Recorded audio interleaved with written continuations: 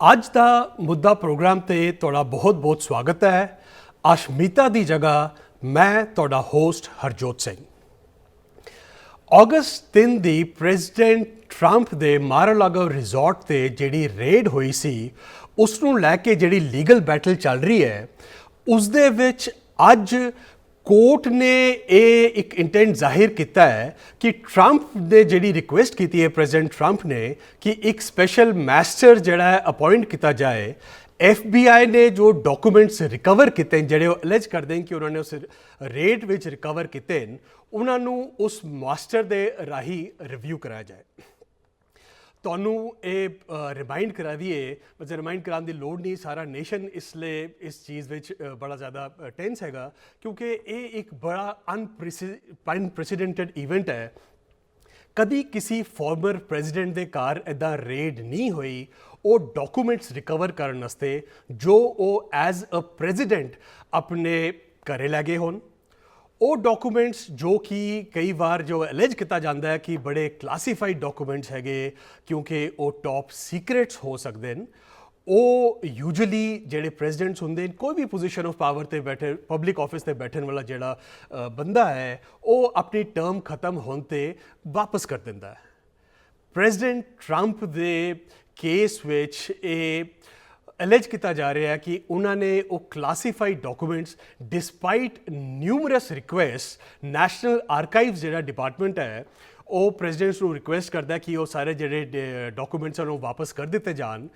National archives ਇਹ ਗੱਲ allege ਕਰ ਰਿਹਾ ਕਿ ਅਸੀਂ ਪਿਛਲੇ 1 ਸਾਲ ਤੋਂ ਉਹ ਡਾਕੂਮੈਂਟਸ ਮੰਗ ਰਹੇ ਹਾਂ ਬਟ ਪ੍ਰੈਜ਼ੀਡੈਂਟ ਟਰੰਪ ਔਰ ਉਹਨਾਂ ਦੀ ਲੀਗਲ ਟੀਮ ਕਿਸੇ ਵਜ੍ਹਾ ਨਾਲ ਕੋਈ ਬਹਾਨੇ ਬਣਾ ਕੇ ਉਹ ਜਿਹੜੇ ਡਾਕੂਮੈਂਟਸ ਹਨ ਉਹਨਾਂ ਨੂੰ ਰਿਟਰਨ ਨਹੀਂ ਕਰ ਰਿਹਾ, ਉੱਥੇ ਡਿਲੇ ਕਾਜ਼ ਕਰ ਰਿਹਾ।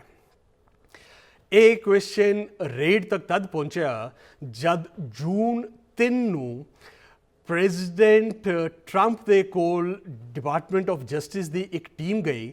ਉਹ ਟਰੰਪ ਦੇ ਜਿਹੜੇ ਲਾਇਰਸ ਹਨ ਉਹਨਾਂ ਨੇ ਇਹ ਗੱਲ ਕਹੀ ਕਿ ਅਸੀਂ ਸਾਰੇ ਜਿਹੜੇ ਡਾਕੂਮੈਂਟਸ ਸੀਗੇ ਜੋ ਪ੍ਰੈਜ਼ੀਡੈਂਟ ਟਰੰਪ ਮਾਰ-ਆ-ਲਾਗੋ ਰਿਜ਼ੋਰਟ ਤੇ ਲੈ ਕੇ ਆਏ ਸੀਗੇ ਉਹ ਵਾਪਸ ਕਰ ਦਿੱਤੇ ਨੇ। FBI ਨੇ ਫੀਲ ਕੀਤਾ ਕਿ ਉਹ ਸਾਰੇ ਡਾਕੂਮੈਂਟਸ ਵਾਪਸ ਨਹੀਂ ਆਏ ਕਿਉਂਕਿ ਕਈ ਕਲਾਸੀਫਾਈਡ ਡਾਕੂਮੈਂਟਸ ਜਿਹੜੇ ਸਨ ਉਹ ਮਿਸਿੰਗ ਸਨ। ਇਸ ਕਰਕੇ ਅਗਸਤ 3 ਨੂੰ ਉੱਥੇ ਰੇਡ ਕੀਤੀ ਗਈ।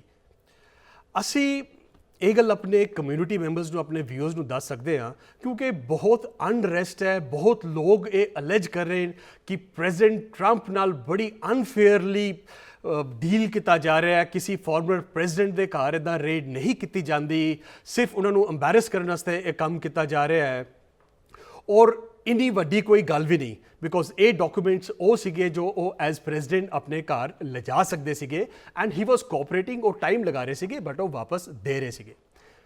ਜਿਵੇਂ ਅਸੀਂ ਤੁਹਾਨੂੰ ਦੱਸਿਆ ਜੂਨ 3 ਨੂੰ ਅਟਰਨੀ ਟਰੰਪ ਦੇ ਲਾਇਰਸ ਨੇ ਕਿਹਾ ਕਿ ਅਸੀਂ ਸਾਰੇ ਡਾਕੂਮੈਂਟਸ ਵਾਪਸ ਕਰ ਚੁੱਕੇ ਹਾਂ, ਸਾਡੇ ਕੋਲ ਹੁਣ ਕੁਝ ਨਹੀਂ ਹੈ। ਅਗਸਤ 3 ਨੂੰ ਜਿਹੜੀ ਰੇਡ ਕੀਤੀ ਜਾਂਦੀ ਹੈ ਅਸੀਂ ਤੁਹਾਨੂੰ ਦੱਸੀਏ ਕਿ ਇਹ ਜਿਹੜੀ ਰੇਡ ਹੈ ਇਹ ਪਰਸੂਐਂਟ ਟੂ ਵਾਰੰਟਸ ਹੁੰਦੀ ਹੈ। ਇਹ ਇਸ ਤਰ੍ਹਾਂ ਨਹੀਂ ਹੈ ਕਿ FBI ਚੱਕੇਗੀ, ਖੁਦ ਡਿਸਾਈਡ ਕਰੇਗੀ ਔਰ ਜਾ ਕੇ ਕਿਸੇ ਦੇ ਘਰ ਵਿੱਚ ਇੱਦਾਂ ਰੇਡ ਕਰ ਲੇਗੀ, ਲੈਟ ਅਲੋਨ ਅ ਫਾਰਮਰ ਪ੍ਰੈਜ਼ੀਡੈਂਟ। ਕਿਸੇ ਆਮ ਸਿਟੀਜ਼ਨ ਦੇ ਆਮ ਨਾਗਰਿਕ ਦੇ ਘਰ ਵੀ ਇੱਦਾਂ ਰੇਡ ਜਿਹੜੀ ਹੈ ਉਹ ਪੁਲਿਸ ਜਿਹੜੀ ਹੈ ਨਹੀਂ ਕਰ ਸਕਦੀ। ਇਸ ਵਾਸਤੇ ਵਾਰੰਟ ਚਾਹੀਦੇ ਹੁੰਦੇ ਨੇ। ਇਹ ਜਿਹੜੇ ਵਾਰੰਟ ਹਨ ਇਹ ਕੋਰਟ ਦਿੰਦੀ ਹੈ, ਇੱਕ ਇੰਡੀਪੈਂਡੈਂਟ ਜੁਡੀਸ਼ਰੀ ਫੈਡਰਲ ਕੋਰਟ ਨੇ ਇਹ ਵਾਰੰਟ ਦਿੱਤੇ ਨੇ ਔਰ ਇਸ ਵਾਰੰਟ ਨੂੰ ਓਬਟੇਨ ਕਰਨ ਵਾਸਤੇ FBI ਨੂੰ ਇੱਕ ਐਫੀਡੇਵਿਟ ਦੇਣਾ ਪੈਂਦਾ ਹੈ। ਉਹ ਇੱਕ ਬਹੁਤ ਜ਼ਿਆਦਾ ਡਿਟੇਲਡ ਐਫੀਡੇਵਿਟ ਹੁੰਦਾ ਹੈ। ਉਸ ਐਫੀਡੇਵਿਟ ਵਿੱਚ ਅਗਰ ਇੱਕ ਜੱਜ ਜਿਹੜਾ ਹੈ ਉਹ ਕਨਵਿੰਸ ਨਾ ਹੋਏ ਕਿ ਇੱਕ ਐਵੀਡੈਂਸ ਹੈਗਾ ਕਿ ਕੋਈ ਕ੍ਰਾਈਮ ਹੋਇਆ ਤੇ ਨਾਲੇ ਜਿਸ ਜਗ੍ਹਾ ਦਾ ਉਹ ਮੰਗਦੇ ਪਏ ਵਾਰੰਟ, ਜਿਸ ਜਗ੍ਹਾ ਦੀ ਸਰਚ ਲਈ, ਉੱਥੇ ਇਹ ਬਹੁਤ ਸਟਰੋਂਗ ਚਾਂਸ ਹੈਗਾ ਕਿ ਬੜਾ ਲਾਈਕਲੀਹੁਡ ਹੈ ਕਿ ਉੱਥੇ ਉਸ ਕ੍ਰਾਈਮ ਦਾ ਐਵੀਡੈਂਸ ਮਿਲੇਗਾ। ਇੱਕ ਜੱਜ, ਇੰਡੀਪੈਂਡੈਂਟ ਜੱਜ, ਜਦ ਤੱਕ ਕਨਵਿੰਸ ਨਾ ਹੋਏ ਕਿ ਕ੍ਰਾਈਮ ਹੋਇਆ ਹੈ ਔਰ ਉਸ ਕ੍ਰਾਈਮ ਦਾ ਐਵੀਡੈਂਸ ਜਿਹੜਾ ਹੈ ਉਹ ਉਸ ਜਗ੍ਹਾ ਤੇ ਜਿੱਥੇ ਦੀ ਵਾਰੰਟ ਮੰਗਿਆ ਜਾ ਰਿਹਾ ਉੱਥੇ ਦੀ ਸਰਚ ਤੋਂ ਨਹੀਂ ਮਿਲੇਗਾ ਜਾਂ ਉੱਥੇ ਮਿਲੇਗਾ ਤਾਂ ਹੀ ਜਿਹੜੇ ਇੱਕ ਜੱਜ ਹਨ ਉਹ ਵਾਰੰਟ ਇਸ਼ੂ ਕਰ ਦੇਣ। ਇਸ ਕੇਸ ਵਿੱਚ ਟਰੰਪ ਦੀ ਟੀਮ ਇਹ ਕਹਿ ਰਹੀ ਹੈ कि बई सानू ये जिहड़ा रेड है ये uncalled for C, illegal C, unnecessary सी। पहली गल ये जेड़े इल्ज़ाम प्रेजिडेंट ट्रंप ते अलेज हो रहे हैं, कई लोग ये कहते हैं कि कोई इन्नी सीरीयस गल नहीं है, वो कंपेयर करते हैं कि हिलरी क्लिंटन को इन्नी ईमेल सीगियां। कई लोग फॉल्सली ये भी अलेज करते हैं कि भाई प्रेजिडेंट ओबामा जेड़े वो काफ़ी सारे डॉकूमेंट्स जेड़े वो अपनी शिकागो में जी उन्होंने प्रेजिडेंशियल लाइब्रेरी है उत्थे लै गए। प्रेजिडेंट ट्रंप नू डिफरेंट क्यों ट्रीट किया जा रहा है? असी तुहानू ये दसीए कि जिन एलीगेशनस नू इट्स लाइकली प्रेजिडेंट ट्रंप के उपर अलेज किया जा रहा है, उन्होंने कुछ ऐसे एलीगेशनस है जिन्हों वास्ते प्रेजिडेंट ट्रंप आप दो डिफरेंट बंदे, तुहानू याद होना Edward Snowden and Julian Assange, same जी उन्होंने उपर एलीगेशन लग रही है उस वास्ते डेथ पेनल्टी डिमांड करते थे। ये इन्ने सीरीयस एलीगेशनस है। नैशनल डिफेंस इंफॉर्मेशन की जी लीकेज है उसके परटेनिंग जो डॉकूमेंट्स हैं उन्होंने प्रॉपरली हैंडल नहीं करना, उन्होंने कंसील करना या उन्होंने किधरे शेयर करना या रिटर्न नहीं करना उस अथॉरिटी नू जिस को बिलोंग कर देन एक बड़ा सीरीयस ऑफेंस है, एक बड़ा सीरीयस क्राइम है जो कि आप इसलिए वी डोंट नो क्योंकि हाली कोई फॉर्मल जो चार्जिज हैं वो फाइल नहीं होए। इस करके असी डेफिनेट नहीं कह सकते कि की चार्जिज प्रेजिडेंट ट्रंप ते अलेज किए जा रहे हैं, बट इट अपेयर्स कि वो जे सीरीयस चार्जिज जोड़े वो इस केस में प्रेजिडेंट ट्रंप उपर लगते पे। असी तुहानू एक गल ये भी कह दीए कि इस बार सिचुएशन डिफरेंट है। कई लोग ये कहते हैं कि बई रशियन प्रोब विच भी इदा ही गल हुई सीगी, कोई फाइनली कुछ निकलिया नहीं, प्रेजिडेंट ट्रंप नू किसी ने इंडाइट नहीं किया, तब भी बड़ा शोर पाया गया। तुहानू दस दे कि जी म्यूलर रिपोर्ट सी उसदे विच आ नहीं किया गया कि president Trump did not do anything wrong. उस दे च गल उन्होंने स्पेशली कही कि अगर if he had not done anything wrong we would have said सो।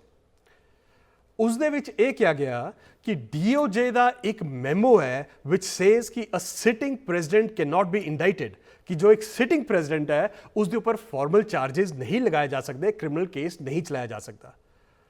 इस वेले प्रेजिडेंट ट्रंप एक सिटिंग प्रेजिडेंट नहीं है, वो एक फॉर्मर प्रेजिडेंट है। इस करके ये जी सिचुएशन है ये काफ़ी सीरीयस है, काफ़ी ग्रिम है। जिथे तक ये एलीगेशन लगती है कि ये सब एक प्रोपोगंडा है, प्रेजिडेंट ट्रंप नू विक्टिमाइज किया जा रहा है, बैड लाइट इज दसन की कोशिश की जा रही है क्योंकि वो 2024 इलेक्शन लड़ने की कोशिश कर रहे हैं, करन दी उन्होंने इच्छा जाहिर की है and we believe that he might. साडा ये जानना भी जरूरी है कि अगस्त 3 नू जिस दिन रेड हुई है FBI ने किसी पब्लिक नू नहीं दसिया कि वो रेड कर रहे हैं। वो उत्थे FBI की यूनीफॉर्म भी नहीं गए, वो मारालागा रिजॉर्ट के जेडे इंप्लॉयज हैं उन्हों की यूनीफॉर्म पा के, ताकि किसी को पता भी ना चले कि ये रेड हुई है और उतों कुछ डॉक्यूमेंट्स रिकवर किए गए। वो गए और जो उन्होंने रिकवरी करनी सी और रिकवरी करके चुपचाप वापस आ गए। अगर सारी दुनिया को इस रेड के बारे पता चलिया है वो प्रेजिडेंट ट्रंप ने आप दसिया है, वो सारी जगह उन्होंने ये किया कि आई हैव बीन विक्टिमाइज, मेरे घर ये रेड हुई है and then you know how the storm has grown. हाली ये सिचुएशन क्लोजली फॉलो हो रही है, सिचुएशन ग्रिम है। इस दे विच की डेवलपमेंट होंदी है तुहानू दसदे रहांगे। जिवें तुहानू मैं शुरू में दसिया कि प्रेजिडेंट ट्रंप ने ये डिमांड की सी कि एक इंडिपेंडेंट मैस्टर जिहड़ा अपॉइंट किया जाए जो ये दसे कि किहड़े डॉक्यूमेंट्स उतों लभे और रिव्यू करे, क्योंकि वो अलेज कर दें कि हो सकता है FBI ने कुछ डॉक्यूमेंट्स आप प्लांट किए हैं। प्रेजिडेंट ट्रंप की एक होर डिफिकल्टी हमेशा रही है, वो जाने अनजाने में कई चीज़ां एडमिट कर जाते हैं। जिवें एक उन्होंने डिफेंस हो सकता सीगा कि कुछ डॉक्यूमेंट्स उत्थे नहीं पाए गए या उत्थे ही कुड हैव सेड कि ए प्लांट किए गए, बट प्रेजिडेंट ट्रंप ने खुद किया है कि भाई कुछ ऐसे डॉक्यूमेंट्स हैं जेड़े मैं डी क्लासीफाई किए हैं। इसका मतलब ये है फर्स्ट वो एडमिट करते पे कि वो डॉक्यूमेंट्स उत्थे सीगे। एक गल बाद ही आती है कि क्या उन्होंने कोल वो अथॉरिटी सी उन्होंने डी क्लासीफाई करने दी। उसके अलावा प्रेजिडेंट ट्रंप के एक लॉयर ने ये गल कही है, असं तुहानू दसीए कुछ फोटोग्राफ्स शेयर की गई हैं, कुछ डॉक्यूमेंट जिन्हों पर टॉप सीक्रेट लिखा हुआ है। ਪ੍ਰੈਜ਼ੀਡੈਂਟ ਟਰੰਪ ਦੇ ਇੱਕ ਲਾਇਰ ਨੇ ਕਿਹਾ ਕਿ ਮੈਂ ਉਹਨਾਂ ਦੇ ਆਫਿਸ ਵਿੱਚ ਕਈ ਵਾਰ ਗਈ ਹਾਂ। ਪ੍ਰੈਜ਼ੀਡੈਂਟ ਟਰੰਪ ਦੇ ਜਿਹੜੇ ਡਾਕੂਮੈਂਟਸ ਹੁੰਦੇ ਨੇ, ਟੌਪ ਸੀਕ੍ਰੇਟ ਡਾਕੂਮੈਂਟਸ ਹੁੰਦੇ ਨੇ, ਉਹ ਇੱਦਾਂ ਓਪਨਲੀ ਫਲੋਰ 'ਤੇ ਨਹੀਂ ਰੱਖਦੇ। ਅਸੀਂ ਤੁਹਾਨੂੰ ਪਤਾ ਕਿ ਉਸ ਆਫਿਸ ਵਿੱਚ ਉਹ ਡਾਕੂਮੈਂਟਸ ਹੁੰਦੇ ਨੇ। ਅਗੇਨ ਉਹ ਕਹਿ ਰਹੇ ਨੇ ਕਿ ਮੈਂ ਆਫਿਸ 'ਤੇ ਜਾਂਦੀ ਹਾਂ, ਉੱਥੇ ਮੈਂ ਡਾਕੂਮੈਂਟਸ ਦੇਖੇ, ਬਾਕਸਿਸ ਦੇਖੇ ਜਿਹਨਾਂ ਪਰ ਟੌਪ ਸੀਕ੍ਰੇਟ ਲਿਖਿਆ ਹੈ, ਔਰ ਇਹ ਸਭ ਵੀ ਸਾਡੇ ਸਭ ਦੀ ਨੌਲੇਜ ਵਿੱਚ ਹੈ। ਇਟਸ ਪਬਲਿਕ ਨੌਲੇਜ ਕਿ ਪ੍ਰੈਜ਼ੀਡੈਂਟ ਟਰੰਪ ਦਾ ਜਿਹੜਾ ਮਾਰ-ਆ-ਲਾਗੋ ਦਾ ਆਫਿਸ ਹੈ, ਉਸਦੇ ਕਈ ਕਿਸਮ ਦੇ ਵਿਜ਼ਿਟਰਸ, ਕਈ ਕਿਸਮ ਦੇ ਗੈਸਟ, ਜਿਸ ਦੇ foreign ambassadors, Chinese spies, I don't know who, ਕਈ ਲੋਕ ਉੱਥੇ ਆਉਂਦੇ ਨੇ। ਇਹ ਅਗੇਨ ਇੱਕ ਇਟਸੈਲਫ ਉਹਨਾਂ ਵਾਸਤੇ ਇਸ਼ੂ ਬਣਿਆ। ਜਿਹੜਾ ਮੈਟਰ ਹੈ ਉਹ ਸਬ ਜੁਡਿਸ ਹੈ, ਕੋਰਟ ਦੇ ਅੱਗੇ ਹੈ। ਕਿਵੇਂ ਅੱਗੇ ਇਹਦੇ 'ਚ ਕਾਰਵਾਈ ਹੈਗੀ ਅਸੀਂ ਫੋਲੋ ਕਰਾਂਗੇ, ਤੁਹਾਡੇ ਅੱਗੇ ਇਸ ਦੀ ਕੰਪਲੀਟ ਇਨਫੋਰਮੇਸ਼ਨ ਲੈ ਕੇ ਆਵਾਂਗੇ। ਅੱਜ ਦਾ ਜਿਹੜਾ ਉੱਥੇ ਪ੍ਰੋਸੀਡਿੰਗ ਸੀਗੀ, ਉਸ ਦੇ ਵਿੱਚ ਜੱਜ ਨੇ ਇਨਕਲੀਨੇਸ਼ਨ ਦੱਸੀ ਹੈ ਕਿ ਸ਼ਾਇਦ ਉਹ ਇੱਕ ਇੰਡੀਪੈਂਡੈਂਟ ਜਿਹੜਾ ਮੈਸਟਰ ਹੈਗਾ ਉਸ ਨੂੰ ਅਪਾਇੰਟ ਕਰਨ। ਬਟ ਜਿਵੇਂ ਜਿਵੇਂ ਡਿਵੈਲਪਮੈਂਟ ਹੁੰਦੀ ਰਹੇਗੀ ਅਸੀਂ ਤੁਹਾਡੇ ਸਾਹਮਣੇ ਲੈ ਕੇ ਆਉਂਦੇ ਰਹਾਂਗੇ। ਅੱਜ ਅਸੀਂ ਇੱਕ ਹੋਰ ਬਹੁਤ ਇੰਪੋਰਟੈਂਟ ਇਸ਼ੂ ਰੀਡਿਸਟ੍ਰਿਕਟਿੰਗ ਦਾ, ਉਸ ਦੇ ਬਾਰੇ ਤੁਹਾਡੇ ਨਾਲ ਗੱਲ ਕਰਾਂਗੇ। ਸਾਡੇ ਕੋਲ ਇੱਕ ਬੜੇ ਸਪੈਸ਼ਲ ਗੈਸਟ ਹੈਗੇ, ਹਰਪ੍ਰੀਤ ਸਿੰਘ ਤੂਰ ਜੀ, ਜਿਹੜੇ ਬੜੇ ਕਲੋਜ਼ਲੀ ਇਨਵੋਲਵਡ ਹੈਗੇ ਰੀਡਿਸਟ੍ਰਿਕਟਿੰਗ ਦੇ ਇਸ਼ੂ ਨਾਲ, ਸੈਂਸਸ ਦੇ ਇਸ਼ੂ ਨਾਲ, ਸਿੱਖਾਂ ਦੀ, ਪੰਜਾਬੀਆਂ ਦੀ ਜਿਹੜੀ ਸਾਊਥ ਏਸ਼ੀਅਨਸ ਦੀ ਪੋਲਿਟਿਕਸ ਹੈਗੀ ਨਿਊਯਾਰਕ ਵਿੱਚ, ਉਸ ਦੇ ਨਾਲ ਅਸੀਂ ਉਹਨਾਂ ਨਾਲ ਗੱਲ ਕਰਾਂਗੇ ਬ੍ਰੇਕ ਤੇ ਉਸ ਪਾਰ। ਤੁਸੀਂ ਵੇਖਦੇ ਰਹੋ ਅੱਜ ਦਾ ਮੁੱਦਾ। ਅੱਜ ਦਾ ਮੁੱਦਾ ਪ੍ਰੋਗਰਾਮ ਵਿੱਚ ਤੁਹਾਡਾ ਫਿਰ ਤੋਂ ਸਵਾਗਤ ਹੈ। ਆਸ਼ਮਿਤਾ ਦੀ ਜਗ੍ਹਾ ਮੈਂ ਅੱਜ ਤੁਹਾਡਾ ਹੋਸਟ ਹਰਜੋਤ ਸਿੰਘ। ਅਸੀਂ ਇਸ ਮੁਲਕ ਦੀ ਪੋਲਿਟਿਕਸ ਵਿੱਚ ਹੁਣ ਐਂਟਰ ਹੋ ਰਹੇ ਹਾਂ। ਸਾਡੇ ਕੈਂਡੀਡੇਟਸ ਇਲੈਕਸ਼ਨਸ ਲੜ ਰਹੇ ਨੇ, ਸਾਡੇ ਕਮਿਊਨਿਟੀ ਮੈਂਬਰਸ ਵੋਟ ਵੀ ਪਾ ਰਹੇ ਨੇ, ਆਪਣੇ ਕੈਂਡੀਡੇਟਸ ਨੂੰ ਸਪੋਰਟ ਵੀ ਕਰ ਰਹੇ, ਨਾਲ ਆ ਕੇ ਖੜੇ ਹੋ ਰਹੇ ਨੇ। ਬਟ ਅਸੀਂ ਇਹ ਚੀਜ਼ ਸਿੱਖ ਰਹੇ ਹਾਂ ਐਜ਼ ਵੀ ਗੋ ਅਲੋਂਗ ਕਿ ਕੁਝ ਬੇਸਿਕਸ ਹੈਗੇ ਵਿਚ ਵੀ ਨੀਡ ਟੂ ਅੰਡਰਸਟੈਂਡ, ਜਿਹੜੇ ਸਾਨੂੰ ਸਮਝਣ ਦੀ ਲੋੜ ਹੈ ਔਰ ਉਹਨਾਂ 'ਤੇ ਕੰਮ ਕਰਨ ਦੀ ਲੋੜ ਹੈ before we see any actual gains. ਇਸ ਤੋਂ ਪਹਿਲਾਂ ਕਿ ਅਸੀਂ ਐਕਚੁਅਲ ਰਿਜ਼ਲਟਸ ਦੇਖੀਏ, ਸਕਸੈਸਿਸ ਦੇਖੀਏ, ਸਾਨੂੰ ਕੁਝ ਬੇਸਿਕਸ ਸਮਝਣ ਦੀ ਲੋੜ ਹੈ। ਔਰ ਉਨ ਬੇਸਿਕਸ ਵਿੱਚ ਇੱਕ ਬਹੁਤ ਜਿਹੜੀ ਬੇਸਿਕ ਗੱਲ ਆਉਂਦੀ ਹੈ, ਉਹ ਆਉਂਦੀ ਹੈ ਡਿਸਟ੍ਰਿਕਟ ਦੀ। ਹਰ 10 ਸਾਲ ਵਿੱਚ US ਵਿੱਚ ਸੈਂਸਸ ਹੁੰਦਾ ਹੈ ਔਰ ਉਸ ਸੈਂਸਸ ਦੇ ਬਾਅਦ ਰੀਡਿਸਟ੍ਰਿਕਟਿੰਗ ਕੀਤੀ ਜਾਂਦੀ ਹੈ। ਕਿਸੇ ਵੀ ਕਮਿਊਨਿਟੀ ਵਿੱਚ ਆਪਾਂ 3 ਕਿਸਮ ਦੀ ਡਿਸਟ੍ਰਿਕਟਸ ਦੇਖਦੇ ਹਾਂ। ਇੱਕ ਜਿਹੜੇ ਮੈਂ ਪੋਲੀਟੀਕਲ ਡਿਸਟ੍ਰਿਕਟਸ ਦੀ ਗੱਲ ਕਰ ਰਿਹਾ, ਤੁਹਾਡੀ ਲੈਜਿਸਲੇਟਿਵ ਡਿਸਟ੍ਰਿਕਟਸ। ਇੱਕ ਤੇ ਜਿੱਥੇ ਤੁਸੀਂ ਰਹਿੰਦੇ ਹੋ, ਤੁਹਾਡੇ ਜਿਓਗ੍ਰਾਫੀਕਲ ਮੈਪਸ ਹੈਗੇ ਉਹ ਡਿਫਰੈਂਟ ਹੈਗੇ। ਬਟ ਸਟੇਟ ਲੈਵਲ 'ਤੇ ਔਰ ਫੈਡਰਲ ਲੈਵਲ 'ਤੇ ਡਿਸਟ੍ਰਿਕਟਸ ਹੁੰਦੀਆਂ ਨੇ। ਇੱਕ ਕਾਂਗਰੈਸ਼ਨਲ ਡਿਸਟ੍ਰਿਕਟਸ ਹੁੰਦੀਆਂ ਨੇ, ਜਿਹੜੀ ਤੁਹਾਡੇ ਪੋਪੂਲੇਸ਼ਨ 'ਤੇ ਬੇਸਡ ਹੁੰਦੀਆਂ ਨੇ। ਤੁਸੀਂ ਦੇਖਿਆ ਹੈ ਹਰ ਸਟੇਟ ਦੇ ਡਿਫਰੈਂਟ ਨੰਬਰਸ ਹੁੰਦੇ ਨੇ, ਕੁਝ ਸਟੇਟਸ 'ਚ ਜ਼ਿਆਦਾ ਹੁੰਦੀਆਂ, ਕੁਝ ਸਟੇਟਸ 'ਚ ਘੱਟ ਹੁੰਦੀਆਂ, ਕਿਉਂਕਿ ਜਿਹੜੀ ਪੋਪੂਲੇਸ਼ਨ ਹੈਗੀ ਹੈ ਉਹ ਸਟੇਟ ਦੀ ਡਿਫਰੈਂਟ ਹੁੰਦੀ ਹੈ। ਔਰ ਉਹ ਜਿਵੇਂ ਜਿਵੇਂ 10 ਸਾਲਾਂ ਵਿੱਚ ਅਸੀਂ ਦੇਖਦੇ ਹਾਂ ਕਿ ਪੋਪੂਲੇਸ਼ਨ ਬਦਲਦੀ ਹੈ, ਉੱਦਾਂ ਹੀ ਉਹ ਜਿਹੜੀ ਡਿਸਟ੍ਰਿਕਟਸ ਹੈਗੀਆਂ ਉਹ ਵੀ ਘੱਟਦੀ ਔਰ ਵੱਧਦੀਆਂ।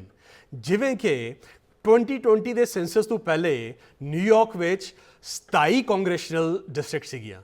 2020 ਦੇ ਸੈਂਸਸ ਦੇ ਬਾਅਦ, ਔਰ ਹਰਪ੍ਰੀਤ ਸਿੰਘ ਜੀ ਸਾਨੂੰ ਇਸ ਦੇ ਬਾਰੇ ਜ਼ਿਆਦਾ ਦੱਸ ਸਕਦੇ ਹਨ, ਸਾਡੀ ਇੱਕ ਕਾਂਗਰੈਸ਼ਨਲ ਡਿਸਟ੍ਰਿਕਟ ਹੈ ਉਹ ਘੱਟ ਹੋ ਗਈ ਤੇ ਹੁਣ 26 ਡਿਸਟ੍ਰਿਕਟਸ ਰਹਿ ਗਈਆਂ। ਉਨ ਕਾਂਗਰੈਸ਼ਨਲ ਡਿਸਟ੍ਰਿਕਟਸ ਦੇ ਇਲਾਵਾ ਸਾਡੇ ਕੋਲ ਹੁੰਦੀਆਂ ਸੈਨੇਟ ਦੀ ਡਿਸਟ੍ਰਿਕਟਸ, ਸਟੇਟ ਦੀ ਅਸੈਂਬਲੀ ਦੇ ਡਿਸਟ੍ਰਿਕਟਸ ਔਰ ਲੋਕਲ ਡਿਸਟ੍ਰਿਕਟ, ਜਿਸ ਤਰ੍ਹਾਂ ਕਿ ਨਿਊਯਾਰਕ ਸਿਟੀ ਕਾਉਂਸਲ ਹੈ, ਉਸ ਦੀ ਆਪਣੀ 51 ਡਿਸਟ੍ਰਿਕਟਸ ਹੈਗੀਆਂ। ਰੀਡਿਸਟ੍ਰਿਕਟਿੰਗ ਇੱਕ ਐਸਾ ਪ੍ਰੋਸੈਸ ਹੈ ਜੋ ਹਰ 10 ਸਾਲ ਦੇ ਬਾਅਦ ਡਿਸਟ੍ਰਿਕਟਸ ਚੇਂਜ ਹੁੰਦੀਆਂ ਹਨ। ਉਨ ਡਿਸਟ੍ਰਿਕਟਸ ਦੇ ਵਧਦੇ ਹੋਏ ਪੋਪੂਲੇਸ਼ਨ ਨੂੰ ਦੇਖ ਕੇ, ਡੈਮੋਗ੍ਰਾਫਿਕਸ ਨੂੰ ਬਦਲਦਾ ਦੇਖ ਕੇ। ਔਰ ਇਹ ਬੜਾ ਇੰਪੋਰਟੈਂਟ ਹੈ ਕਿ ਅਸੀਂ ਸਮਝੀਏ ਕਿ ਇਹ ਜਿਹੜੀ ਡਿਸਟ੍ਰਿਕਟ ਹੈ ਇਹ ਰੀਡਿਸਟ੍ਰਿਕਟਿੰਗ ਕਿਵੇਂ ਕੀਤੀ ਜਾਂਦੀ ਹੈ, ਕਿਉਂਕਿ ਜਦ ਤੱਕ ਆਪਾਂ ਆਪਣੀ ਡਿਸਟ੍ਰਿਕਟ ਨੂੰ ਸਮਝਾਂਗੇ ਨਹੀਂ, ਅਸੀਂ ਉਸ ਡਿਸਟ੍ਰਿਕਟ ਵਿੱਚ ਜਿੱਤ ਹਾਸਿਲ ਨਹੀਂ ਕਰ ਸਕਦੇ। ਅੱਜ ਇਸ ਰੀਡਿਸਟ੍ਰਿਕਟਿੰਗ ਦੇ ਪ੍ਰੋਸੈਸ ਨੂੰ ਸਮਝਣ ਵਾਸਤੇ ਅਸੀਂ ਇਨਵਾਈਟ ਕੀਤਾ ਸਕਾਈਪ ਦੇ ਰਾਹੀਂ ਹਰਪ੍ਰੀਤ ਸਿੰਘ ਤੂਰ ਜੀ ਨੂੰ। ਹਰਪ੍ਰੀਤ ਜੀ ਕਿਸੇ ਇੰਟਰੋਡਕਸ਼ਨ ਦੇ ਮੁਹਤਾਜ ਨਹੀਂ ਹਨ। ਸਾਡੇ ਸਾਰੇ ਵਿਊਅਰਸ, ਸਾਰੀ ਕਮਿਊਨਿਟੀ ਉਹਨਾਂ ਨੂੰ ਬਹੁਤ ਚੰਗੀ ਤਰ੍ਹਾਂ ਜਾਣਦੀ ਹੈ। ਉਹ ਸਾਡੇ ਇੱਕ ਬੜੇ ਸੀਨੀਅਰ ਪੋਲੀਟੀਕਲ ਲੀਡਰ ਹੈਗੇ, ਸਿੱਖ ਕਮਿਊਨਿਟੀ ਦੇ ਲੀਡਰ ਹੈਗੇ, ਸਾਰੀ ਪੰਜਾਬੀ ਕਮਿਊਨਿਟੀ ਦੇ ਲੀਡਰ ਹੈਗੇ। ਆਪ ਕਈ ਇਲੈਕਸ਼ਨ ਵਿੱਚ ਕੈਂਡੀਡੇਟ ਰਹਿ ਚੁੱਕੇ ਨੇ। ਰੀਸੈਂਟਲੀ ਉਹ ਸਿਟੀ ਕਾਉਂਸਲ ਦੇ ਕੈਂਡੀਡੇਟ ਸੀਗੇ last year. New York city council. Harpreet ji, ਤੁਹਾਡਾ ਬਹੁਤ ਬਹੁਤ ਸਵਾਗਤ ਹੈ। ਥੈਂਕ ਯੂ ਹਰਜੋਤ ਜੀ, and thanks for just Punjabi, and ਬਹੁਤ ਬਹੁਤ ਮਿਹਰਬਾਨੀ ਕਿ ਤੁਸੀਂ ਇਹ ਟੌਪਿਕ ਹੈ ਜਿਹੜਾ ਲਿਆਂਦਾ ਹੈਗਾ। ਔਰ ਮੈਂ ਇਹਦੇ ਵਿੱਚ ਇੱਕ ਚੀਜ਼ ਹੋਰ ਮੈਂਸ਼ਨ ਕਰਨੀ ਚਾਹਾਂਗਾ ਜੀ ਕਿ 2010 ਦੀ ਇਲੈਕਸ਼ਨ ਦੇ ਵਿੱਚ ਈਸਟ ਕੋਸਟ ਦੇ ਉੱਤੇ ਪਹਿਲਾ ਸਰਦਾਰ ਪੱਗ ਦਾੜੀ ਕੇਸ ਵਾਲਾ ਜਿਹੜਾ ਜਨਰਲ ਇਲੈਕਸ਼ਨ ਚ ਰਨ ਕੀਤਾ, ਪ੍ਰਾਇਮਰੀ ਚ ਨਹੀਂ, ਜਨਰਲ ਇਲੈਕਸ਼ਨ ਚ ਜੀ, ਉਹ ਮੈਂ ਸੀਗਾ ਸੀ। ਅੱਛਾ ਡਿਸਟ੍ਰਿਕਟ ਸਿਟੀ ਕੌਂਸਲ ਡਿਸਟ੍ਰਿਕਟ 28। ਔਰ ਉਹਦਾ ਜਿਹੜਾ ਕਾਰਨ ਸੀ, ਇਹੀ ਕਾਰਨ ਸੀ ਜਿਹੜਾ ਅੱਜ ਆਪਾਂ ਡਿਸਕਸ ਕਰ ਰਹੇ ਹੈਗੇ ਆ ਜੀ। ਪਈ ਗਰਾਊਂਡ ਤਿਆਰ ਕਰਨੀ ਪੈਂਦੀ ਹੈ। ਜਿੱਦਾਂ ਨਾ ਕਿਸਾਨ ਆ, ਉਹ ਬੀਜਣ ਤੋਂ ਪਹਿਲਾਂ ਜ਼ਮੀਨ ਤਿਆਰ ਕਰਨੀ ਪੈਂਦੀ ਹੈ ਤੁਹਾਨੂੰ। ਜੀ ਜੀ, ਠੀਕ ਹੈ ਜੀ। ਹਲ ਬਾਉਂਦੇ ਆ, ਸੁਹਾਗਾ ਫੇਰਦੇ, ਫੇਰ ਹਲ ਬਾਉਂਦੇ, ਫੇਰ ਸੁਹਾਗਾ ਫੇਰਦੇ, ਫੇਰ ਹਲ ਬਾਉਂਦੇ ਆ। ਇਸੇ ਤਰ੍ਹਾਂ ਹੀ ਸਾਡੀ ਵਿਜ਼ੀਬਿਲਟੀ ਆ ਜਿਹੜੀ as a community, not as a Sikh but as a community, ਵੀ ਅਸੀਂ ਇੱਥੇ ਆਏ ਹਾਂ, ਅਸੀਂ ਇੱਥੇ ਰਹਿਣਾ। ਸਾਡਾ ਇਹ ਮੁਲਕ ਉਨਾ ਹੀ ਆ ਜਿੰਨਾ ਕਿਸੇ ਹੋਰ ਦਾ ਆ। ਔਰ ਉਸ ਦੇ ਵਿੱਚ ਅਸੀਂ ਕੁਛ ਇੱਕ ਚੀਜ਼ਾਂ ਜਿਹੜੀਆਂ ਉਦੋਂ 2010 ਦੇ ਵਿੱਚ ਅਸੀਂ ਜਿਹੜਾ ਵਿਜ਼ਨ ਅਸੀਂ ਰੱਖਿਆ ਸੀ, ਅਸੀਂ ਉਸ ਵਿਜ਼ਨ ਤੋਂ ਐਕਚੁਅਲੀ ਅੱਗੇ ਆ ਅੱਜ ਦੀ ਡੇਟ 'ਚ ਜੀ।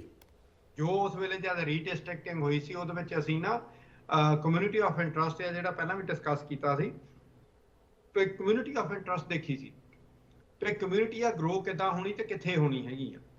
ਅੱਜ ਦੀ ਡੇਟ ਦੇ ਵਿੱਚ ਜਿਵੇਂ ਕਿ again for N example Richmond ਹਿੱਲ ਆਪਣਾ ਗੜ੍ਹ ਆ ਜੀ, ਪਰ ਰਿਚਮੰਡ ਹਿੱਲ ਤੋਂ ਪੋਪੂਲੇਸ਼ਨ ਸ਼ਿਫਟ ਹੋ ਰਹੀ ਆ ਫਾਰ ਐਗਜ਼ਾਮਪਲ ਹਿਕਸਵਿਲ ਜੀ। ਠੀਕ ਹੈ ਜੀ। ਇੱਥੇ ਵਿਦਨ ਸਿਟੀ ਵੈਨਵਿਕ ਆ ਜਿਹੜਾ, it's A kind of like A cut off area. ਜਿਹੜੇ ਕਈ ਬੰਦੇ ਆ ਜਿਹੜੇ ਉਹ ਕਹਿੰਦੇ ਜੀ ਵੈਨਵਿਕ ਤੋਂ ਸਾਨੂੰ ਜਿਹੜਾ ਡਿਸਟ੍ਰਿਕਟ ਆ ਉਹ ਵੈਨਵਿਕ ਤੋਂ ਵੈਸਟ ਵੱਲ ਨੂੰ ਦੇ ਦਿਓ। ਜਦ ਕਿ ਉਹਦੇ ਨਾਲ ਨਾ ਫਿਰ ਅਸੀਂ ਉਹ ਕਮਿਊਨਿਟੀ ਆਫ ਇੰਟਰਸਟ ਆ ਜਿਹੜਾ ਉਹਨੂੰ ਡਿਲਿਊਟ ਕਰ ਦਿੰਦੇ ਆ ਜੀ। ਪਰ ਸਾਨੂੰ ਇਸ ਚੀਜ਼ ਦਾ ਪਤਾ ਪਈ ਈਸਟ ਆਫ ਵੈਨਵਿਕ ਆ ਸਾਡੇ ਲੋਕੀ ਮੂਵ ਹੋਣੇ ਸ਼ੁਰੂ ਹੋ ਗਏ ਆ। ਆਪਣੇ ਲੋਕੀ ਮਕਾਨ ਬਾਏ ਕਰ ਰਹੇ ਆ, ਉੱਥੇ ਰਹਿ ਰਹੇ, ਉਹਨਾਂ ਦੀਆਂ ਫੈਮਲੀਜ਼ ਰਹਿ ਰਹੀਆਂ, ਉਹਨਾਂ ਦੇ ਨਿਆਣੇ ਉੱਥੇ ਸਕੂਲਾਂ ਦੇ ਵਿੱਚ ਜਾ ਰਹੇ ਆ। ਕਹਿਣ ਦਾ ਮਤਲਬ ਇਹ ਆ ਵੀ ਅੱਜ ਤੋਂ 4 ਸਾਲ ਬਾਅਦ ਜੇ ਉਹ ਏਰੀਆ ਜਿਹੜੀਆਂ ਈਸਟ ਆਫ ਵੈਨਵਿਕ ਸਟਰੀਟਸ ਹੈਗੀਆਂ ਤੇ ਵੈਸਟ ਆਫ ਵੈਨਵਿਕ ਸਟਰੀਟਸ ਆ, ਜੇ ਇੱਕ ਏਰੀਆ ਦੇ ਵਿੱਚ ਰਹਿੰਦੀ ਹੈ ਜਿਹਦੇ ਵਿੱਚ right now we may not be in majority, ਪਰ 4 ਸਾਲਾਂ ਦੇ ਵਿੱਚ ਸਾਡੀਆਂ ਫੈਮਲੀਜ਼ ਨੇ ਕਿੱਦਾਂ ਗਰੋ ਹੋਣਾ ਔਰ ਸਾਡੀ ਪੋਪੂਲੇਸ਼ਨ ਕਿੱਦਾਂ ਵਧਣੀ ਹੈ, that's what the point is.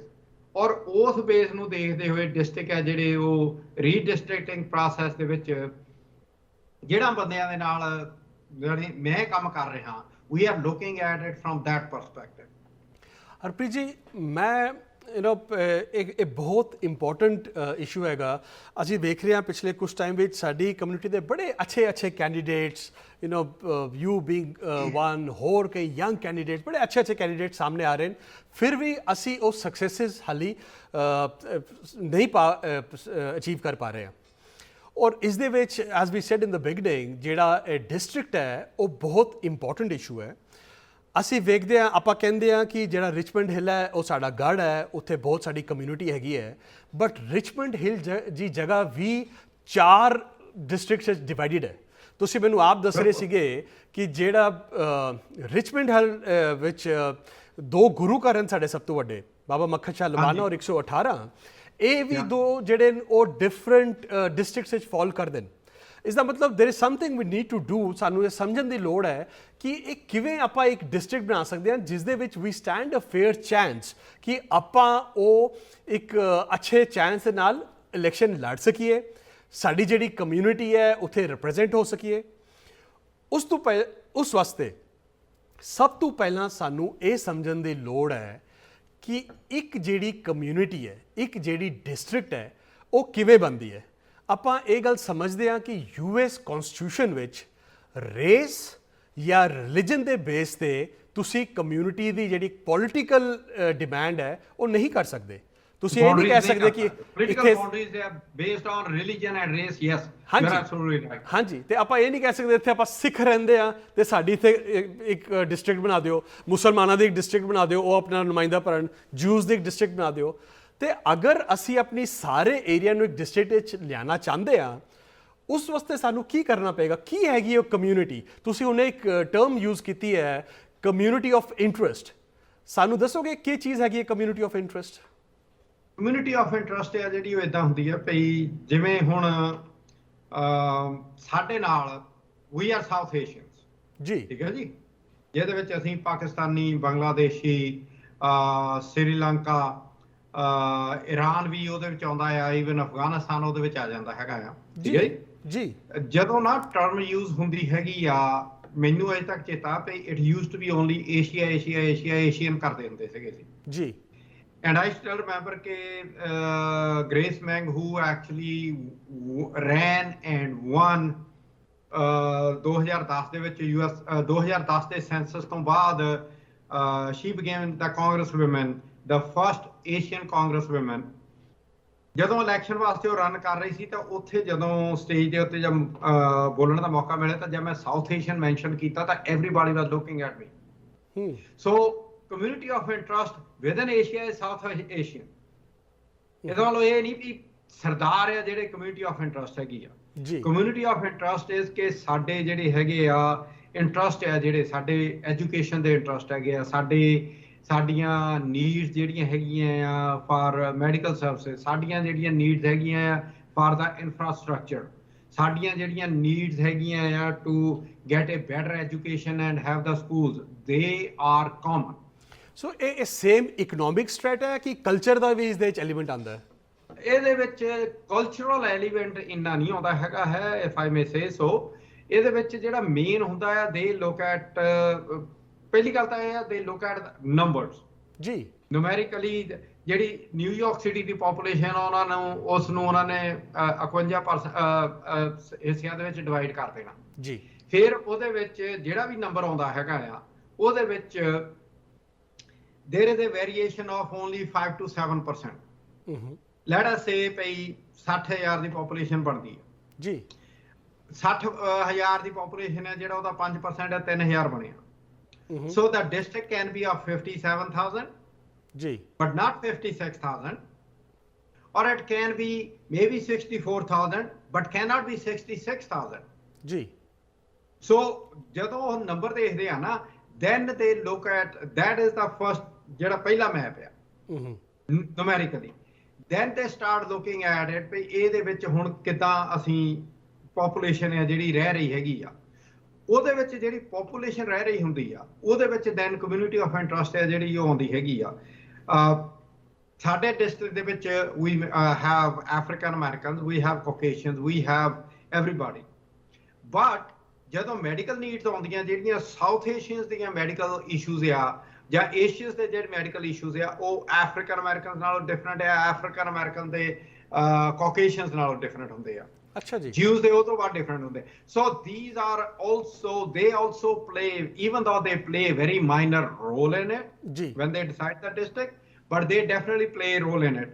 but ਸਾਰੇ ਤੋਂ ਜਿਹੜਾ ਵੱਡਾ ਰੋਲ ਪਲੇ ਹੁੰਦਾ ਨਾ, ਉਹ ਇਹ ਹੁੰਦਾ ਆ ਵੀ ਜਿਹੜੇ ਇਸ ਵੇਲੇ ਇਲੈਕਟਡ ਸਿਟੀ ਕੌਂਸਲ ਪਰਸਨ ਹੈਗੇ ਆ ਜੀ, ਉਹ ਦੇਖਦੇ ਆ ਵੀ ਜਿਹੜਾ ਹੁਣ ਡਿਸਟ੍ਰਿਕਟ ਡਰਾ ਹੋ ਰਿਹਾ, ਕੱਲ ਨੂੰ ਜਦ ਇਲੈਕਸ਼ਨ ਹੋਣੀ ਆ, can I be the winner again.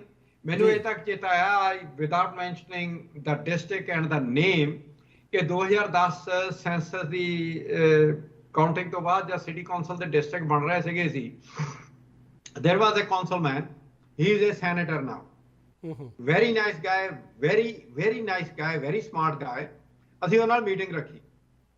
when we had a meeting with him, ਅਸੀਂ ਉਹਨੂੰ ਸਾਰਾ ਆਪਣਾ ਨਾ ਪ੍ਰਪੋਜ਼ ਕਰ ਦਿੱਤਾ। ਉਸ ਮੀਟਿੰਗ ਦੇ ਵਿੱਚ we were only 4 people actually ਜੀ, ਠੀਕ ਹੈ ਜੀ। ਇੱਕ ਮੈਂ ਸੀ, ਇੱਕ ਜੌਨ ਐਲਬਰਟ ਸੀ ਜੀ, ਇੱਕ ਉਹ city ਕਾਉਂਸਲਮੈਨ who is a senator, ਤੇ fourth person ਆ, I do not have the permission to mention his name ਜੀ।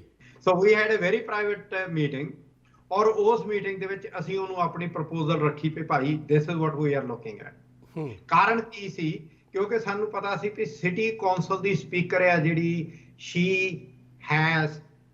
has her ears, ਤਾਂ ਸਾਡੀ ਉਹਦੇ ਨਾਲ ਮੀਟਿੰਗ ਜ਼ਰੂਰੀ ਸੀ ਜੀ। ਜਦੋਂ ਅਸੀਂ ਸਾਰੀ ਗੱਲਬਾਤ ਕਰਕੇ ਅਸੀਂ ਜਦ ਉੱਠੇ ਆ, ਗੱਲਬਾਤ ਖਤਮ ਹੋਈ ਆ, ਤਾਂ we decided to have one more meeting with him, even though we had, ਮੇਰੇ ਖਿਆਲ 3 ਮੀਟਿੰਗਾਂ maybe 4 ਹੋਈਆਂ ਸੀ ਉਹਦੇ ਨਾਲ ਨਾ।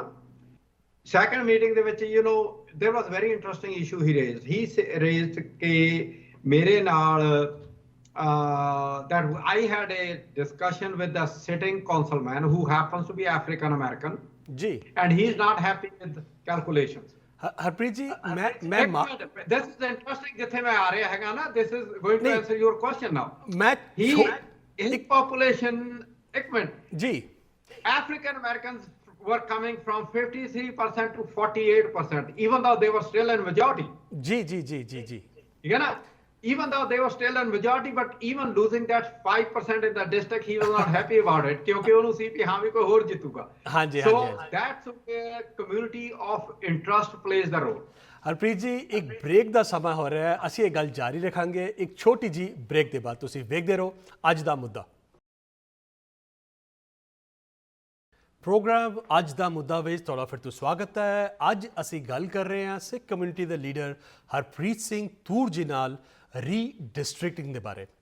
ਹਰਪ੍ਰੀਤ ਜੀ, ਬ੍ਰੇਕ ਤੇ ਜਾਣ ਤੋਂ ਪਹਿਲੇ ਤੁਸੀਂ ਸਾਨੂੰ ਇੱਕ ਇਨਸੀਡੈਂਟ ਦੱਸ ਰਹੇ ਸੀਗੇ ਜਿੱਥੇ ਇੱਕ ਇਲੈਕਟਿਡ ਆਫੀਸ਼ੀਅਲ ਆਪਣੀ ਸੀਟਸ ਆਪਣੇ ਰੀਡਿਸਟ੍ਰਿਕਟਿੰਗ ਨਹੀਂ ਸੀ ਚਾਹੁੰਦਾ because he was losing some 5% votes, you said? 5% of African American, even though overall it was like district ਦੇ ਵਿੱਚ ਨਾ there were African Americans, there were of course ਆਪਣੇ some Indo-Caribbean, some South Asians, but Hispanics, and including some Jews votes, and some miscellaneous European.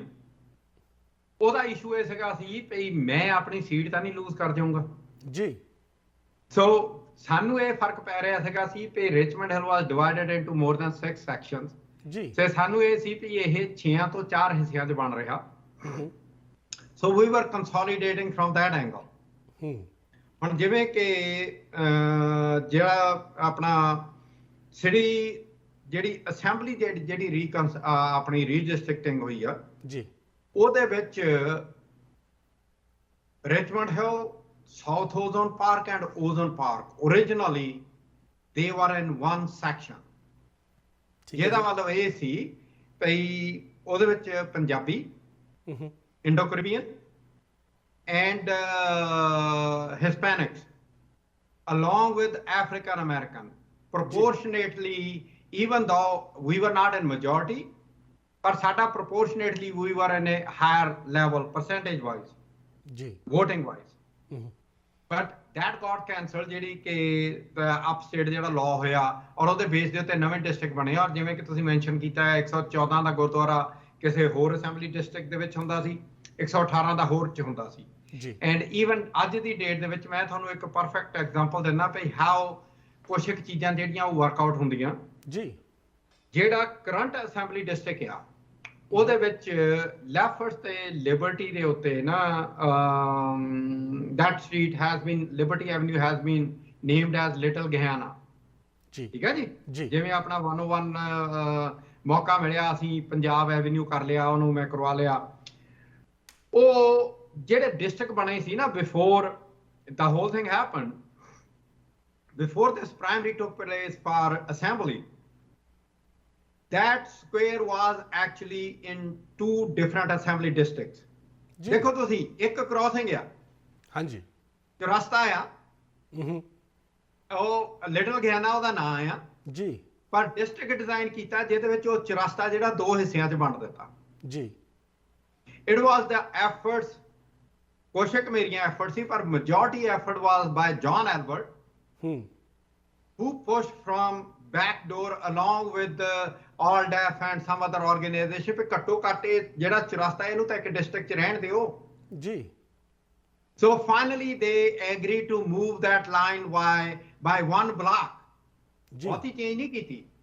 So this is the fight about redistricting. ਹੁਣ ਜਿੱਦਾਂ ਮੈਂ ਹੁਣ ਇੱਕ ਹੋਰ ਉਦਾਹਰਣ ਦਿੰਦਾ ਤੁਹਾਨੂੰ, 118 ਸਟਰੀਟ ਆ ਜੀ, ਰਿਚਮੰਡ ਹਿੱਲ ਗੁਰਦੁਆਰਾ ਸਿੱਖ ਕਲਚਰ ਸੁਸਾਇਟੀ ਜੀ। ਤੁਸੀਂ ਜਮੈਕਾ ਐਵਨਿਊ ਤੋਂ ਸ਼ੁਰੂ ਹੋ ਜਾਓ, you go all the way up to Liberty Avenue ਜੀ। ਖੱਬੇ ਸੱਜੇ almost every house ਹੈ ਜਿਹੜਾ ਨਾ ਜੀ, ਉਹ ਆਪਣਾ ਕਿਸੇ ਪੰਜਾਬੀ ਦਾ ਹੈ। I would say about 70% houses are owned by Punjabis. ਠੀਕ ਹੈ ਜੀ, maybe more than that ਜੀ। ਠੀਕ ਹੈ ਜੀ।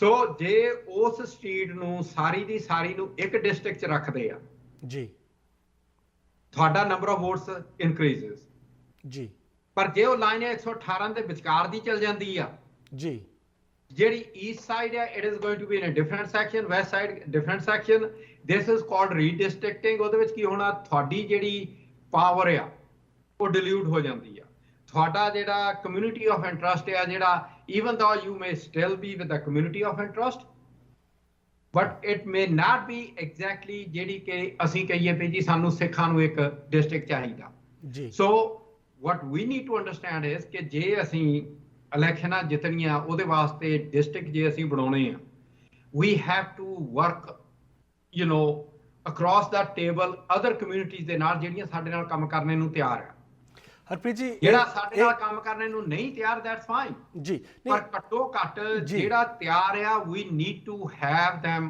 on at the table with us and have the conversation and fight this fight collectively Harpreet ji ਆਹੀ ਗੱਲ ਜਿਹੜੀ ਹੈ ਇਹ ਮੋਸਟ ਇੰਪੋਰਟੈਂਟ ਹੈ ਸਾਡੇ ਸਾਰੇ ਵਿਊਅਰਸ ਨੂੰ ਸਾਡੀ ਕਮਿਊਨਿਟੀ ਨੂੰ ਇਹ ਸਮਝਣੀ ਚਾਹੀਦੀ ਹੈ ਕਿ ਜਦ ਤੁਸੀਂ ਕਮਿਊਨਿਟੀ ਆਫ ਇੰਟਰਸਟ ਦੀ ਗੱਲ ਕਰ ਰਹੇ ਹੋ ਜਦ ਤੁਸੀਂ ਇੱਕ ਫੇਵਰੇਬਲ ਡਿਸਟ੍ਰਿਕਟ ਬਣਾਉਣ ਦੀ ਗੱਲ ਕਰ ਰਹੇ ਹੋ ਆਪਾਂ ਇਕੱਲੇ ਜਾ ਕੇ ਉੱਥੇ ਡਿਮਾਂਡ ਕਰੀਏ ਕਿ ਸਾਡੇ ਵਾਸਤੇ ਇੱਕ ਡਿਸਟ੍ਰਿਕਟ ਬਣਾਓ ਇੱਦਾਂ ਕਦੀ ਹੋਣਾ ਨਹੀਂ ਸਾਨੂੰ ਆਪਣੇ ਕਾਮਨ ਇੰਟਰਸਟ ਵਾਲੇ ਲੋਕਾਂ ਨੂੰ ਨਾਲ ਲੈ ਕੇ ਚੱਲਣਾ ਪਏਗਾ ਔਰ ਫਿਰ ਅਸੀਂ ਡਿਮਾਂਡ ਕਰ ਸਕਦੇ ਹਾਂ ਕਿ ਇਹ ਇੱਕ ਡਿਸਟ੍ਰਿਕਟ ਬਣਾਈ ਜਾਏ ਜਿਸ ਦੇ ਵਿੱਚ ਅਸੀਂ ਚਾਹੁੰਦੇ ਹਾਂ ਸਾਡੀ ਕਮਿਊਨਿਟੀ 'ਚੋਂ ਜਾਂ ਸਾਡੀ ਜਿਹੜੀ ਕਮਿਊਨਿਟੀਜ਼ ਹਨ ਉਹਨਾਂ ਵਿੱਚੋਂ ਇੱਕ ਕੈਂਡੀਡੇਟ ਜਿਹੜਾ ਹੈ ਉਹ ਸਾਹਮਣੇ ਆਏ ਔਰ ਇਸ ਟੇਬਲ 'ਤੇ ਆਪਾਂ ਆਪਣਾ ਇੱਕ ਬੰਦਾ ਭੇਜ ਸਕੀਏ is it right to say No, that is right. That's absolutely right. मैं एक ना बड़ी हो रहा I will share something really interesting. जी. एक ना मीटिंग रखी गई सी about redistricting. ठीक है जी. ਆਪਣੇ ਪੰਜਾਬੀ ਕਿਸੇ ਨਹੀਂ ਕੀਤੀ ਕਿਉਂਕਿ ਸਾਡੇ ਜਿਹੜੇ ਆ when you try to get it done ਆਪਣੇ ਨਾ ਅਸੀਂ we have our own personal agendas. ਜੀ. ਸਾਡਾ ਇੱਥੇ ਸਕਸੀਡ ਹੋਣ ਦਾ ਕੋਈ ਏਜੰਡਾ ਨਹੀਂ ਠੀਕ ਹੈ ਅਸੀਂ ਸਟੇਜਾਂ ਤੇ ਖੜ ਕੇ ਰੌਲਾ ਪਾਉਣ ਨੂੰ ਤਿਆਰ ਹਾਂ ਭਈ ਜੀ ਸਾਡਾ ਬੰਦਾ ਨਹੀਂ ਬਣਿਆ ਪਰ ਕਿਉਂ ਨਹੀਂ ਬਣਿਆ ਕਿੱਦਾਂ ਨਹੀਂ ਬਣਿਆ nobody really excuse my language nobody gives a damn ਜੀ ਕਿਉਂਕਿ either they don't understand or they are not interested ਪਰ ਅਸੀਂ the interesting thing was ਮੈਂ ਇਸ ਮੀਟਿੰਗ ਦੇ ਉੱਤੇ ਗਿਆ there was an Indo-Caribbean who was talking about it ਜਿਹੜਾ ਕਿ Indo-Caribbean district demand ਕਰ ਰਿਹਾ ਸੀ and at the end of his whole conversation it was all about Indo-Caribbean Guyanese and Indo-Caribbean. At the end of his discussion, he talked about ji Sikh ਆ ਜਿਹੜੇ ਉਹ ਵੀ ਸਾਡੇ ਉਹਦੇ ਚ ਚਾਹੀਦੇ and I'm like after the meeting was over ਜਿਹੜੀਆਂ organization ਦੇ ਨਾਲ ਮੈਂ ਕੰਮ ਕਰਦਾ I went to them and the main organizers and I went to them also and I told them I said listen ਜੇ ਸਰਦਾਰਾਂ ਨੂੰ ਤੁਸੀਂ as a tag use ਕਰਨਾ ਨਾ then I refuse to work with you guys you need to have us at the table like everybody else ਔਰ ਉੱਥੇ ਜਾ ਕੇ ਮੇਰੇ ਜਿਹੜੇ ਇਸ਼ੂ ਬਣਦੇ ਹੋ ਇਸ ਕਰਕੇ ਬਣ ਜਾਂਦੇ ਆ ਵੀ when I talk logic ਉਹਨਾਂ ਨੂੰ ਇਹ ਹੁੰਦਾ ਵੀ ਇਹ ਕਿੱਥੋਂ ਆ ਗਿਆ ਯਾਰ ਇਹ ਗੱਲਾਂ ਜਿਹੜਾ ਸਮਝਦਾ ਹੈਗਾ ਆ why he's talking ਬਾਕੀ ਦੇ ਜਿਹੜੇ 10 ਬੈਠੇ ਆ ਉਹ ਕੁਝ ਨਹੀਂ ਕਹਿ ਰਹੇ ਇਕੱਲਾ ਕਿਉਂ ਕਹਿ ਰਿਹਾ ਹੈਗਾ because ਬਾਕੀ ਦੇ 10 they don't understand this thing it's not their fault ਉਹਨਾਂ ਦਾ ਪੰਜਾਬ ਦੀ ਇਲੈਕਸ਼ਨ ਦੇ ਵਿੱਚ ਇੰਟਰਸਟ ਹੈਗਾ ਉਹਨਾਂ ਦੀ ਇੰਡੀਆ ਦੇ ਇਲੈਕਸ਼ਨ ਦੇ ਵਿੱਚ ਇੰਟਰਸਟ ਹੈ ਇੱਥੇ ਦੀ ਇਲੈਕਸ਼ਨ ਦੇ ਵਿੱਚ they do not have the interest and unless and until we start taking interest in local elections we will not succeed or one more thing ਜਿੰਨੇ ਵੀ ਸਾਡੇ ਇਸ਼ੂ ਆ ਜੇ ਅਸੀਂ ਕਹਿੰਦੇ ਨਾ ਸਾਡੇ ਪਿਛਲੇ ਇਸ਼ੂ ਆ ਜਿਹੜੇ ਅਸੀਂ ਉਹ ਇੱਥੇ ਬੈਠ ਕੇ ਰਿਜ਼ੋਲਵ ਕਰਨੇ ਆ the best thing is get your people elected here so that they can actually bring your issues where they matter most Harpreet ji ਸਾਡਾ ਅੱਜ ਦੀ ਗੱਲ ਕਰਨ ਦਾ ਪਰਪਸ ਔਰ ਸਾਰੀ ਕਮਿਊਨਿਟੀ ਦਾ ਇਹ ਪਰਪਸ ਹੈ ਕਮਿਊਨਿਟੀ ਚਾਹੁੰਦੀ ਹੈ ਕਿ ਸਾਡੀ ਰਿਪਰੈਜ਼ੈਂਟੇਸ਼ਨ ਹੋਏ in positions of power as you said we need to have a seat on the table ਇਹ ਜਿਹੜੀ ਡਿਸਟ੍ਰਿਕਟ ਦਾ ਇਸ਼ੂ ਹੈ ਇਹ ਬੜਾ ਪ੍ਰਾਇਮਰੀ ਡਿਸਟ੍ਰਿਕਟ ਹੈ ਜਿੱਥੇ ਆਪਾਂ ਰਹਿੰਦੇ ਹਾਂ ਜਿੱਥੇ ਸਾਡੇ ਕੋਲ ਕਮਿਊਨਿਟੀ ਮੈਂਬਰਸ ਹੈਗੇ ਸਾਡੇ ਕੋਲ ਵੋਟ ਹੈਗੀ ਹੈ ਉਹ ਫਿਰ ਵੀ ਇੰਨਾ ਜ਼ਿਆਦਾ ਡਿਵਾਈਡ ਹੋ ਜਾਂਦਾ ਕਿ ਅਸੀਂ ਆਪਣੀ ਮਰਜ਼ੀ ਦਾ ਆਪਣੀ ਕਮਿਊਨਿਟੀ ਵਿੱਚੋਂ ਇੱਕ ਜਿਹੜਾ ਕੋਈ ਕੈਂਡੀਡੇਟ ਹੈ ਅੱਗੇ ਨਹੀਂ ਉਸ ਨੂੰ ਲਿਆ ਸਕਦੇ ਤੁਸੀਂ ਇੱਕ ਗੱਲ ਕਹੀ ਕਿ ਸਾਡੇ ਵਾਸਤੇ ਜ਼ਰੂਰੀ ਹੈ ਕਿ ਅਸੀਂ ਆਪਣਾ ਜਿਹੜਾ ਟੈਂਟ ਹੈ ਵੱਡਾ ਕਰੀਏ ਅਸੀਂ ਹੋਰ ਕਮਿਊਨਿਟੀਜ਼ ਨੂੰ ਆਪਣੇ ਨਾਲ ਜੋੜੀਏ ਜਿਨ ਲੋਕਾਂ ਨਾਲ ਸਾਡੇ ਕਾਮਨ ਇੰਟਰਸਟ ਹੈਗੇ ਉਹਨਾਂ ਨੂੰ ਅਸੀਂ ਜੋੜੀਏ ਮੈਂ ਤੁਹਾਡੇ ਤੋਂ ਜਾਣਨਾ ਚਾਹਾਂਗਾ ਇਹ ਜਿਹੜਾ ਪ੍ਰੋਸੈਸ ਹੈ ਇਸ ਦੇ ਵਿੱਚ ਆਪਾਂ ਕਿਹਨੂੰ ਅਪਰੋਚ ਕਰਦੇ ਆ, ਕਿਵੇਂ ਇਹ ਡਿਸਟ੍ਰਿਕਟਿੰਗ ਹੁੰਦੀ ਹੈ? ਆਈ ਅੰਡਰਸਟੈਂਡ ਕਿ ਜਿਹੜੀ ਨਿਊਯਾਰਕ ਹੈ that is a commission based state, ਇੱਥੇ ਡਿਸਟ੍ਰਿਕਟਿੰਗ ਦੀ ਕਮਿਸ਼ਨ ਬੈਠਦੀ ਹੈ ਹਰ 10 ਸਾਲਾਂ ਵਿੱਚ। ਸਾਨੂੰ ਥੋੜ੍ਹਾ ਜਿਹਾ ਪ੍ਰੋਸੈਸ ਦੱਸੋਗੇ ਕਿ ਇਸ ਦੇ ਵਿੱਚ ਆਪਾਂ ਕਿਵੇਂ ਪਾਰਟਿਸਿਪੇਟ ਕਰ ਸਕਦੇ ਹਾਂ ਔਰ ਕੀ ਪ੍ਰੋਸੈਸ ਹੈਗਾ? ਦੇਖੋ, even though it is called Independent Redistricting Commission, ਜੀ, but it is not independent. ਜੀ, ਪਹਿਲੀ ਗੱਲ। ਦੂਜੀ ਗੱਲ, who has the final say? For Assembly and Senate, it's Albany. ਜੀ, For City Council, it is the council members. ਜੀ, ਜੀ, ਜੀ। ਹਰਪ੍ਰੀਤ ਜੀ, ਜਿੰਨਾ ਚਿਰ ਹਰਪ੍ਰੀਤ ਜੀ, ਮੈਂ ਮਾਫੀ ਚਾਹਾਂਗਾ, ਬ੍ਰੇਕ ਦਾ ਸਮਾਂ ਹੋ ਰਿਹਾ ਹੈ। ਇਹ ਬਹੁਤ ਜ਼ਰੂਰੀ ਟੌਪਿਕ ਹੈ, ਬਹੁਤ ਜ਼ਰੂਰੀ ਗੱਲ ਹੈ ਤੁਹਾਡੀ। ਮੈਂ ਗੁਜ਼ਾਰਿਸ਼ ਕਰਾਂਗਾ ਪਲੀਜ਼ ਹੋਲਡ ਯੋਰ ਥਾਟ। ਅਸੀਂ ਇਹ ਗੱਲ ਜਾਰੀ ਰੱਖਾਂਗੇ ਇੱਕ ਛੋਟੀ ਜੀ ਬ੍ਰੇਕ ਦੇ ਬਾਅਦ। ਤੁਸੀਂ ਵੇਖਦੇ ਰਹੋ ਅੱਜ ਦਾ ਮੁੱਦਾ। ਅੱਜ ਦਾ ਮੁੱਦਾ ਪ੍ਰੋਗਰਾਮ ਵਿੱਚ ਤੁਹਾਡਾ ਫਿਰ ਤੋਂ ਸਵਾਗਤ ਹੈ। ਹਰਪ੍ਰੀਤ ਜੀ, ਬ੍ਰੇਕ ਤੇ ਜਾਣ ਤੋਂ ਪਹਿਲਾਂ ਤੁਸੀਂ ਕਹਿ ਰਹੇ ਸੀਗੇ ਕਿ ਤੁਸੀਂ ਕਮਿਸ਼ਨਸ ਦੇ ਬਾਰੇ ਦੱਸ ਰਹੇ ਸੀਗੇ, ਆਲਦੋ ਯੂ ਸੈਡ ਕਿ ਇੰਨੇ ਇੰਡੀਪੈਂਡੈਂਟ ਹੁੰਦੇ ਨਹੀਂ ਜਿੰਨਾ ਕਿਹਾ ਜਾਂਦਾ ਹੈ, ਬਟ ਇਹਨਾਂ ਦਾ ਇੱਕ ਪ੍ਰੋਸੈਸ ਹੈਗਾ ਜਿੰਨਾ ਇੱਕ ਪਬਲਿਕ ਹੀਅਰਿੰਗ ਹੁੰਦੀ ਹੈ ਜਿੱਥੇ ਕਮਿਊਨਿਟੀ ਮੈਂਬਰਸ ਜਾ ਕੇ ਆਪਣੀ ਉਹਨਾਂ ਦੇ ਸਾਹਮਣੇ ਰਿਪਰੈਜ਼ੈਂਟੇਸ਼ਨ ਕਰ ਸਕਦੇ ਨੇ ਔਰ ਡਿਮਾਂਡਸ ਕਰ ਸਕਦੇ ਨੇ। ਸਾਨੂੰ ਦੱਸੋਗੇ ਥੋੜਾ ਉਸ ਪ੍ਰੋਸੈਸ ਬਾਰੇ? ਯਾ ਡੈਫੀਨਿਟਲੀ। ਦੋ ਚੀਜ਼ਾਂ, ਕਿਉਂਕਿ ਮੈਨੂੰ ਪਤਾ ਤੁਹਾਡੇ ਕੋਲ ਟਾਈਮ ਨਹੀਂ ਬਹੁਤਾ ਹੋਣਾ ਜੀ।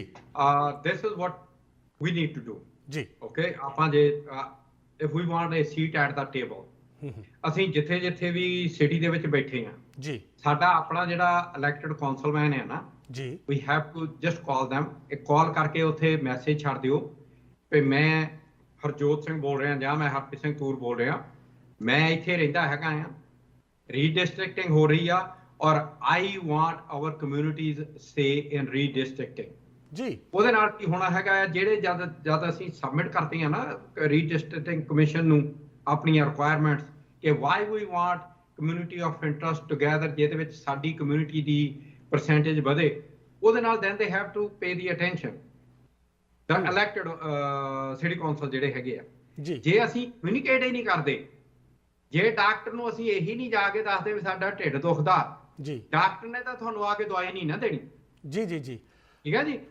ਦੂਜੀ ਗੱਲ, ਰੀਡਿਸਟ੍ਰਿਕਟਿੰਗ ਕਮਿਸ਼ਨ ਹੈ ਜਿਹੜਾ, ਉਹਦੀਆਂ ਹੀਅਰਿੰਗਸ ਜਿਹੜੀਆਂ ਹੈਗੀਆਂ ਉਹ ਰੈਪ ਅਪ ਤਕਰੀਬਨ ਹੋ ਚੁੱਕੀਆਂ ਹੈ ਜੀ।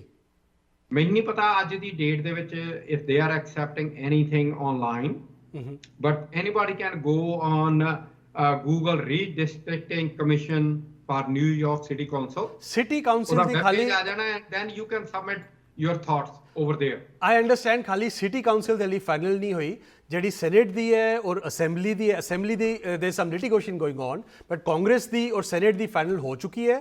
ਅਸੈਂਬਲੀ ਦੀ, ਕਾਂਗਰਸ ਦੀ ਫਾਈਨਲ ਹੋ ਚੁੱਕੀ ਆ, ਸੈਨੇਟ ਆ ਜਿਹੜੀ ਉਹ ਵੀ ਤਕਰੀਬਨ ਹੋ ਗਈ ਆ, ਬਟ ਅਸੈਂਬਲੀ ਆ ਜਿਹੜੀ, the reason I am not mentioning assembly is ਕਿਉਂਕਿ there is nothing which is going to happen in assembly till 2023 ਜੀ।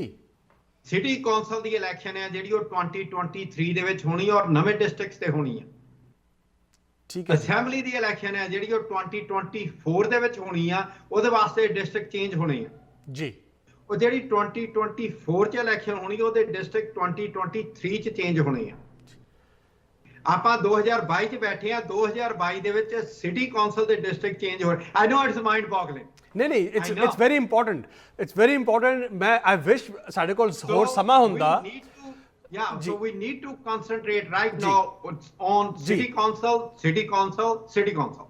ਤੂਰ ਸਾਹਿਬ, ਬਹੁਤ ਬਹੁਤ ਸ਼ੁਕਰੀਆ। ਅਸੀਂ ਸਾਰੇ ਆਪਣੇ ਵਿਊਅਰਸ ਨੂੰ ਦੱਸੀਏ ਕਿ ਐਜ਼ ਤੂਰ ਸਾਹਿਬ ਸੈਡ 2023 ਵਿੱਚ ਸਿਟੀ ਕਾਉਂਸਲ ਦੀ ਇਲੈਕਸ਼ਨ ਹੋਣੀ ਹੈ। ਸਿਟੀ ਕਾਉਂਸਲ ਜਿਹੜੇ ਸਾਡੇ 5 ਬਰੋਜ਼ ਹੈਗੇ ਉਹਨਾਂ ਦੀ 51 ਡਿਸਟ੍ਰਿਕਟਸ ਹੁੰਦੀਆਂ ਹਨ, ਉਹਨਾਂ ਦੀ ਕਰਕੇ ਜਿਹੜੀ ਇਲੈਕਸ਼ਨ ਹੋਣੀ ਹੈ, ਜਿਸ ਦੇ ਸਾਡੇ ਕਈ ਕਮਿਊਨਿਟੀ ਮੈਂਬਰ ਜਿਹੜੇ ਨੇ ਉਹ ਸਾਹਮਣੇ ਆ ਕੇ ਪਾਰਟਿਸਿਪੇਟ ਕਰਦੇ ਪਏ ਨੇ, ਉਹਨਾਂ ਦੀ ਇਲੈਕਸ਼ਨ 2023 ਚ ਹੋਣੀ ਹੈ ਔਰ ਉਸ ਦੀ ਜਿਹੜੀ ਰੀਡਿਸਟ੍ਰਿਕਟਿੰਗ ਹੈ ਉਹ ਹਾਲੀ ਚੱਲ ਰਹੀ ਹੈ।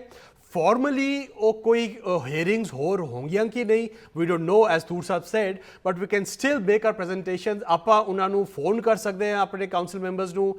ਅਸੀਂ ਆਪਣੀ ਜਿਹੜੀ ਡਿਮਾਂਡ ਹੈ ਉਹ ਹਾਲੀ ਵੀ ਰੱਖ ਸਕਦੇ ਹਾਂ ਔਰ ਇਹ ਬਹੁਤ ਜ਼ਰੂਰੀ ਹੈ ਕਿ ਅਸੀਂ ਆਪਣੀ ਉਹ ਡਿਮਾਂਡ ਰੱਖੀਏ, ਕਿਉਂਕਿ ਅਗਰ ਅਸੀਂ ਨਹੀਂ ਰੱਖੀਏ ਤਾਂ ਜਿਹੜੀ ਡਿਸਟ੍ਰਿਕਟਸ ਹਨ, ਜਿਹੜੀ ਸਾਡੀ ਫੇਵਰੇਬਲ ਡਿਸਟ੍ਰਿਕਟਸ ਹਨ, ਉਹ ਬਣਨੀਆਂ ਨਹੀਂ। ਔਰ ਆਪਾਂ ਜਿੰਨੀ ਵੀ ਕੋਸ਼ਿਸ਼ ਕਰਦੇ ਰਹੀਏ, ਅਸੀਂ ਜਿਹੜੀ ਸਕਸੈਸਿਸ ਦੇਖਣਾ ਚਾਹ ਰਹੇ ਹਾਂ ਉਹ ਸਾਨੂੰ ਇੰਨੀ ਈਜ਼ੀਲੀ, ਇੰਨੀ ਸੌਖੀ ਹਾਲੀ ਫਿਲਹਾਲ ਮਿਲਣੀ ਨਹੀਂ।